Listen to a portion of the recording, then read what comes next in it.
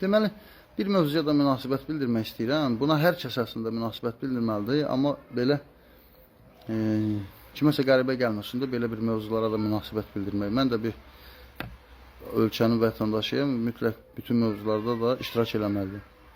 Yəni bu yaxında dünənləri internetdə Səidə Rüstəmzadənin çıxışına baxdım.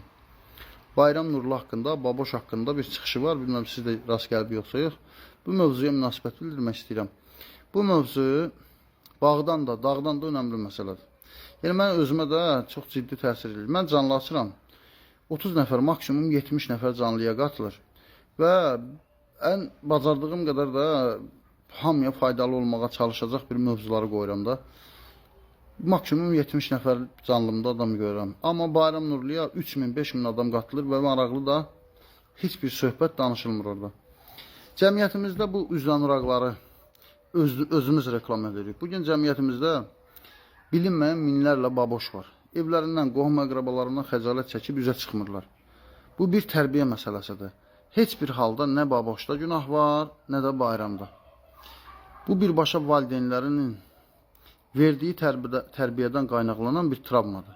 İnsanlar dünyaya gələrkən zaten 2 yaşına da biyoloji olarak qadın olarak dünyaya gəlir.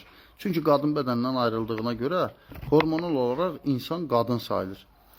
Oğlan, qız fərq etməz. Əgər oğlan biyoloji olarak qadın olmasa, anasının südünü almaz. Alsa da başqa niyyətlər ortaya gələr, üzr istəyirəm ifadəmə görə. Qız uşağının nazını çəkmək onun biyoloji ehtiyacı olduğu kimi, oğlan uşağının da şilləsi qulağının dibindən əsik olmamalıdır. Cəzalanması gecikdirilməməlidir. Bu da oğlanın bir biyoloji ehtiyacıdır. Bu olmasa orqanizmdə hormonal balans düzəlmir. 3 yaşdan başlayan tərbiyə qızı qız, oğlanı oğlan kimi formalaşdırır. Bugün cəmiyyətimizdə müəllim uşaqdan qorxur. Bağçada tərbiyəçi uşaqdan qorxur. Valideyn uşağın müəyyən yerlərini öpə-öpə böyüdür. Bağışlayın ifadələrimə görə, amma yəni mövzu o qədər ciddidir. Nəticədə bugün elə insanların övladları elə yollara düşüb ki, heç cür inanmaq olmur. Bəziləri uşağının döyülməsinə qarşı çıxa bilər. Amma ondan ötürü gərək Yapon olasan. Yaponlar kimi 3 yaşında uşağının bütün bağçanın təmizliyini, otağını yığışdırmağına kimi məsuliyyətləri yüklənməyi bacarmalıyıq. O valideyni ola bilmirik biz. Biz valideynimizə bağçanı təmizlətdirməyi, nə bilim, başqa sosial, ictimai işdə xidmət göstərmək kimi bir məsuliyyət verə bilmirik uşağımıza. Biz onu zapadlo bilirik, belə deyim. Daha bağçada, indi belə deyək, müəllim uşağa acıqlananda bütün nəsil hücum çəkir bağçaya. Yəni, belə bir valideynlikdə biz o baxımdan yəni demək istədiyim o valideyn ola bilmirik biz.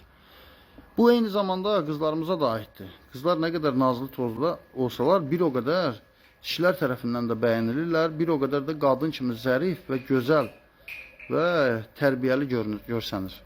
Yəni bu günləri qızlarımızın da oğlanların roluna girmələri eyni mənanı daşıyır. Toylarımızda şıdırğı oynamaları anormallıqdır. O da hormonal olarak kişi sayılır. Və gələcəkdə uşaq dünyaya gətirməsi 5000, 10000 manata başa gəlir. Və eyni zamanda əri ilə də uzlaşa bilmir. Çünki ikisi də eyni xasiyyətdədir. Və qısa zamanda boşanırlar. Boşanmayanlar da xoşbəxt ola bilmirlər. Bir evdə 2 düşmən kimi yaşayırlar. Mənim sözüm odur ki, hər bir kişi iqtidarsız ola bilər.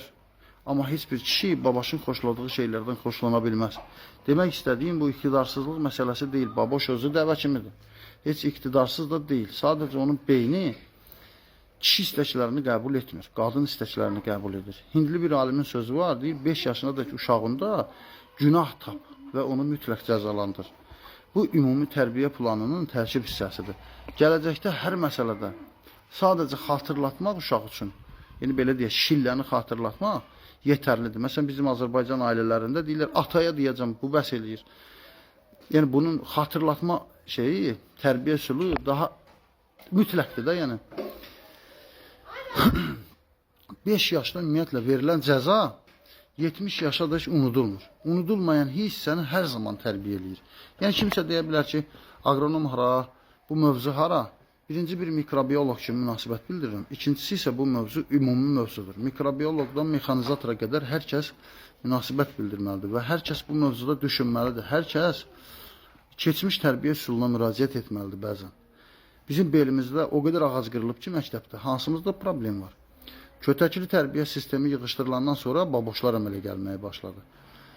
Və övladları açısından heç kim bu bəladan sığortalanmayıb. Əvvəllər yumşaq ailə tərbiyə sistemi olub bəzi ailələrdə.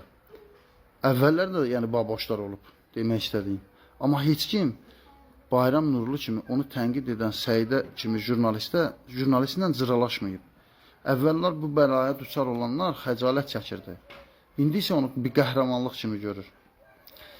Ev, maşın xəyalları qurur. Yəni bu qədər. Unutmayın ki, ən çox valideyn tərəfindən döyülən, sərt cəza tədbirlərindən keçən övlad daha çox valideyninə bağlı olur. Böyüdükcə, yaşa dolur. Digər övladlar həyatlarında işləri çoxaldıqca valideyninin varlığı və ya valideynə qulluq kimi məsələləri öz inkişafına maneə kimi görür və tullayır qocalar evinə ki, get bizə mane olun. Yəni, düşünmək ödənişsizdir. Bu mövzuda çoxlu düşünməyi tövsiyə edirəm hər kəsə. Bu qədər.